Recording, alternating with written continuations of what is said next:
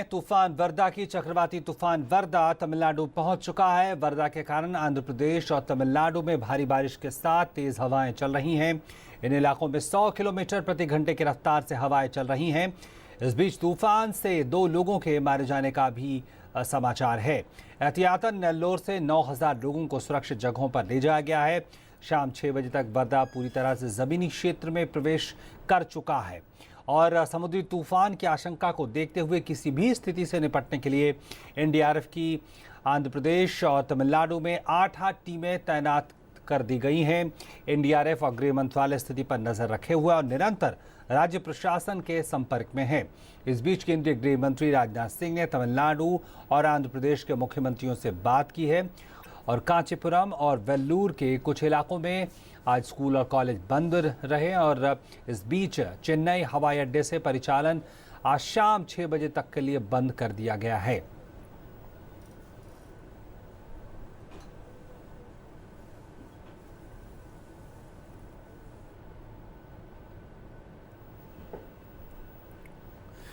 और वर्दा तूफान पर ज्यादा जानकारी के लिए हमारे साथ हमारे संवाददाता नसीम अंसारी हमारे साथ न्यूज रूम से जुड़ रहे हैं। नदीम, जिस तरह से हमारे पास सूचना है कि तूफान पूरी तरह अब जमीनी हिस्से में आ गया है और कहा जाता है जब ऐसा होता है तो उसकी गति भी कम होती है और वो दिशा भी बदल सकता है।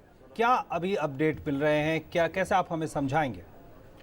वो भी अगर हम वर्दा तूफान की बात करें तो 9 तारीख से जो ये बंगाल की खाड़ी से उठा था, अब आगे बढ़ते हुए तमिलनाडु खासकर चेन्नई के उत्तरी इलाकों में पहुंच गया है।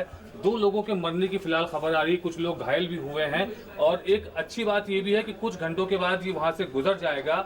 लेकिन जैसा कि मौसम विभाग का कहना है कि आने वाले 36 घंटे महत्वपूर्ण हैं और अगले 36 घंटों में बारिश हो सकती है। हाई अलर्ट पूरी तरह दोनों राज्यों में है, आंध्र प्रदेश और तमिलनाडु में खास, और इसके अलावा पुडुचेरी में भी हाई अलर्ट है।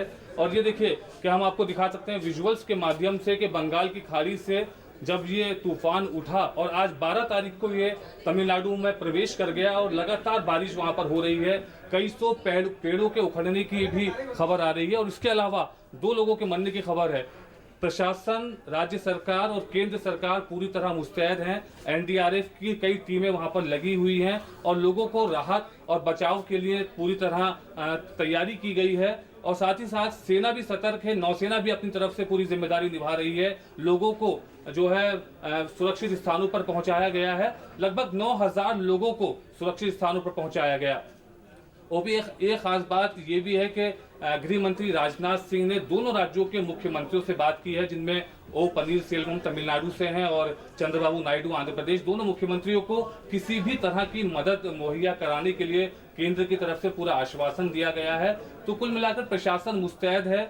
बस अब प्राकृतिक आपदा है, अब ये इंतजार किया जा रहा है कि कैसे ये तूफान यहाँ से गुजर जाए और जो तैयारियां हैं उन तैयारियों के मद्देनजर कम से कम नुकसान हो। हालांकि नदीम, ये कहा जा रहा है कि जो उसका जो सबसे तीव्रतम जो असर था, जो तीव्रतम स्थिति में था, वो अब उससे आगे बढ़ चुका है, यानी अब वो कम पड़ चुका है। क्या मौसम विभाग का कहना है कि कब तक ये इसका असर पूरी तरह खत्म हो पाएगा और जो नुकसान है उसका आकलन पूरी तरह हमारे सामने होगा?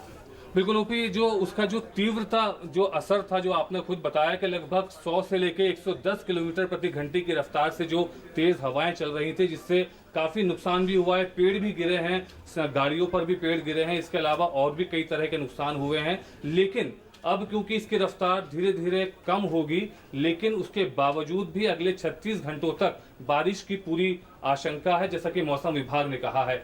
जहां तक तैयारियों की बात करें, मुस्तैदी की बात करें और लोगों को राहत पहुंचाने की बात करें, एनडीआरएफ हो, आईडीएम और इसके अलावा एनडीएमए हो, राज्य सरकार हो, स्थानीय प्रशासन हो, केंद्र सरकार हो, सभी पहले से ही पूरी तरह मुस्तैद हैं, जिसकी वजह से नुकसान को कम करने में आसानी हुई है। लेकिन बावजूद इसके कुछ नुकसान की खबरें भी आ रही हैं। पूरी तरह क्या नुकसान हुआ है उसका आकलन तो थोड़े समय के बाद ही किया जा सकेगा। बिल्कुल, बहुत बहुत धन्यवाद नदीम इन तमाम जानकारियों और तस्वीरों के जरिए हमें समझाने के लिए।